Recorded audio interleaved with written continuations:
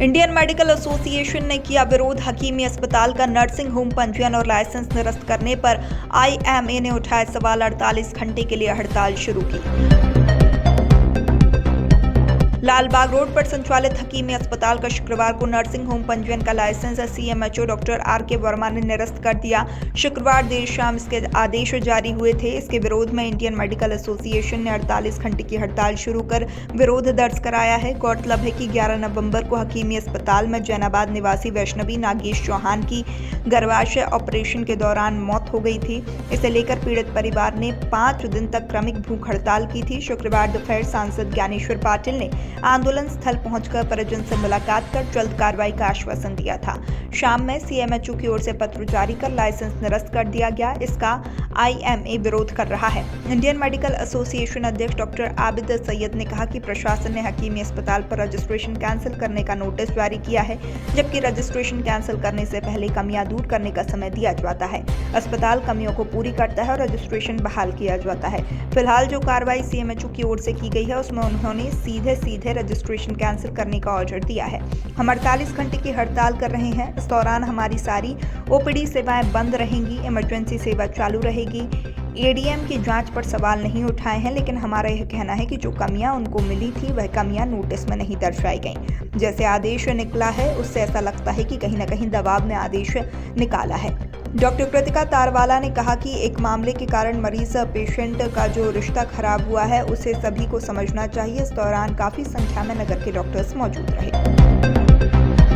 इस बात के लिए यह एकत्रित हुआ है कि प्रशासन ने हकीमी हॉस्पिटल के ऊपर रजिस्ट्रेशन कैंसिल करने का एक नोटिस जारी किया है।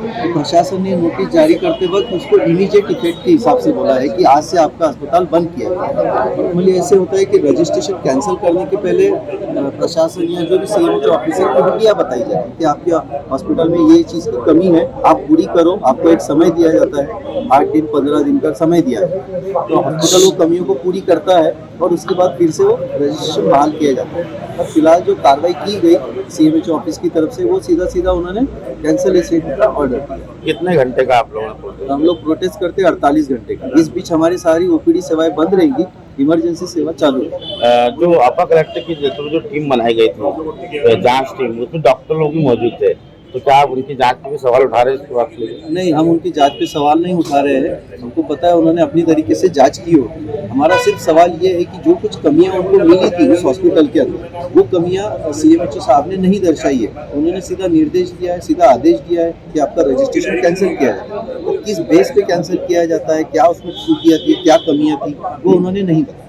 मैं सबसे बस एक ही सवाल और एक ही जवाब मांगना चाहती हूँ कि बुरहानपुर में जो आज तक के डॉक्टर पेशेंट रिलेशन था वो बहुत ही हेल्दी था। मतलब हर मरीज आता है तो पूर्ण विश्वास के साथ आता है हमारे पास, और हम भी चाहते हैं कि उसका हम दिल से और अच्छे से बहुत इलाज करें। तो बस ये जो रिश्ता अभी एक कुछ इंसिडेंट्स के कारण ख़राब हुआ है, तो इसको वापस से इसको पेशेंट और सभी जनता ने इसको समझना चाहिए, और हमको भी हमने जो इसमें कौशलता प्राप्त की है उसको पूरा उपयोग करने की संधि देना चाहिए। और हम चाहते हैं कि हमारा रिश्ता पेशेंट का और हमारी डॉक्टर पेशेंट रिलेशन बहुत हेल्दी रहना चाहिए। आपका नाम? डॉक्टर कृतिका तारवाला। और मैं बताना चाहूँगा कि जिस प्रकार से पुनीवाला मैडम ने और रेहाना मैडम ने जो गंभीर विषय पर अपनी बात रखी है, बहुत दुर्भाग्य की बात है कि हमारे समाज को कुछ लोग कहाँ लेकर जाना चाह रहे हैं। डॉक्टर भगवान का रूप होता है, ये सब मानते हैं। किसी भी डॉक्टर के हॉस्पिटल में, क्लिनिक पे जब मरीज आता है तो उसकी पहली कोशिश होती है कि मैं इसका अच्छा इलाज करूँ। इसलिए डॉक्टर हमेशा कहते हैं कि मैं कोशिश करूँगा। जिंदगी और मौत का देने वाला भगवान और ईश्वर है। लेकिन जैसे कि सभी वरिष्ठों ने कहा कि मृतका के परिवार के साथ में हमारी पूरी संवेदना है, हम पूरी हमारी सहानुभूति उनके साथ में।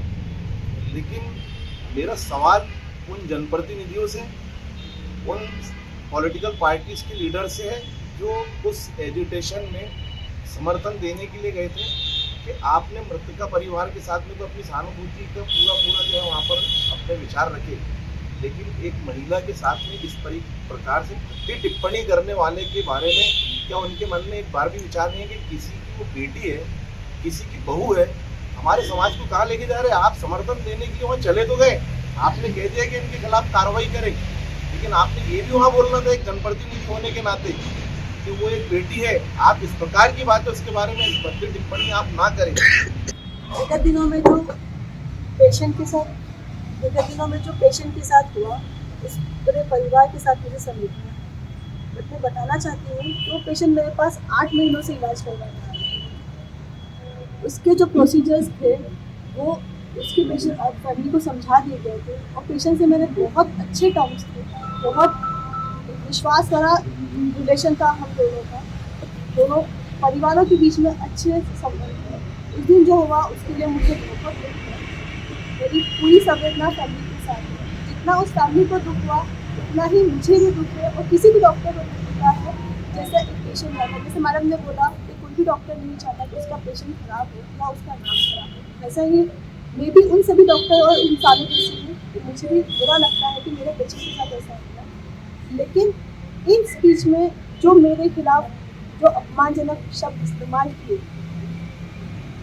वो उन्होंने मुझे बहुत क्षति पहुँचाई है।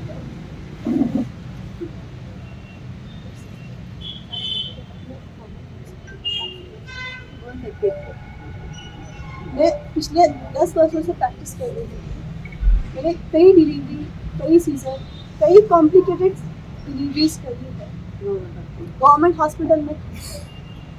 बहुत सी बार ऐसा हुआ कि पेशेंट मरते मरते बचा, लेकिन कोई किसी ने अप्रिसिएशन नहीं किया। मैंने मांगा भी नहीं, मेरा काम था, मैंने किया। लेकिन ये जो अनफॉर्चुनेट इवेंट हुआ, इसके लिए जो मेरा मीडिया ट्रायल किया गया, जो मुझे बुरा बोला गया, जो एक औरत के लिए अपमानित शब्द इस्तेमाल किए, उन्होंने एक सिर्फ मेरी ही नहीं, सारे डॉक्टर वर्ग में जो महिला डॉक्टर थे उनकी छवि को खराब किया। आप सबसे मैं अपील चाहती हूँ आगे से ऐसा ना हो, और जितनी भी न्यूज़ डली है प्लीज़, जिसमें मेरे लिए अपमानित शब्द इस्तेमाल किए जा रहे हैं, प्लीज़ मीडिया से हटा दीजिए। और महिलाओं को जो है जिस तरह से हम काम करते हैं, आज उसके बारे में आपको बताना चाहूँगी। पहले तो सारे पत्रकार भाइयों का जो है दिल से मैं अभिनंदन करती हूँ और उनका धन्यवाद करती हूँ कि आप लोगों ने अपना समय निकालकर यहाँ हमारा पक्ष सुनने के लिए आए हैं। पहले तो मैं उस पीड़ित परिवार के साथ संवेदना व्यक्त करती हूँ, और उनके दुख में उनके साथ खड़े हैं हम पूरा पूरा फीमेल डॉक्टर्स और सभी लोग हम उसके साथ में खड़े हैं कि उसके साथ जो कुछ हुआ वो वाकई बहुत दुर्भाग्यपूर्ण था। लेकिन ये शायद उसका भी दुर्भाग्य था, ये डॉक्टर का भी दुर्भाग्य था कि ये इस तरह की अनहोनी घटना हो गई है। फिर भी प्रशासन उसमें जिस तरह की जांच कर रहा है उसके साथ हम पूरा सहयोग कर रहे हैं, और उसके बाद जो रिजल्ट आएगा वो किया जाएगा। हमारी व्यथा ये है कि जो महिला डॉक्टर है, हम लोग गायनी का काम करते हैं, डिलीवरी का कोई समय नहीं होता, दिन रात 24 घंटे हम लोग एक जैसा काम करते हैं। हमारी ये इच्छा होती है कि हमारा मरीज हमारे यहाँ से अच्छा होके जाए हमेशा, और हम हर वक्त 2 जानों के साथ काम करते हैं। बावजूद इसके साथ हम लोग दिन रात काम करते हैं। कई बार हमको अपने परिवार को छोड़ना पड़ता है, हमारे छोटे बच्चों को छोड़ना पड़ता है, कई बार हमें परिवार से दूर रह के काम करना पड़ता है। लेकिन फिर भी ये प्रोफेशन बहुत नोबल है, बहुत पवित्र है। ये सब जानते हुए ये प्रोफेशन हमारा अपना चुना हुआ है, इसलिए हम उसके लिए किसी को दोषी नहीं बोलते, और हम अपना वो भी नहीं बताते कि भाई हम बहुत वो कर रहे हैं। लेकिन यदि हम लोग इस तरह से काम कर रहे हैं तो समाज का भी दायित्व है कि वो हमें सपोर्ट करे।